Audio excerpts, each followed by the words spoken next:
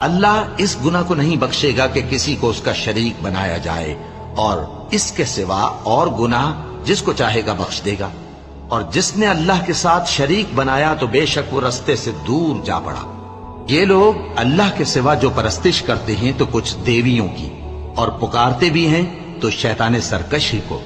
جس پر اللہ نے لعنت کی ہے، اور وہ اللہ سے کہنے لگا میں تیرے بندوں سے غیر اللہ کی نیاز دلوا کر مال کا ایک مقرر حصہ لے لیا کروں گا،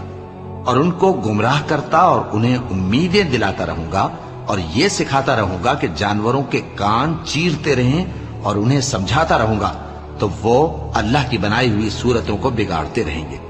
اور جس شخص نے اللہ کو چھوڑ کر شیطان کو دوست بنایا وہ صاف صاف گھاٹے میں رہا۔ وہ ان کو وعدے دیتا ہے اور امیدیں دلاتا ہے، اور جو کچھ شیطان انہیں وعدے دیتا ہے وہ دھوکہ ہی دھوکہ ہے۔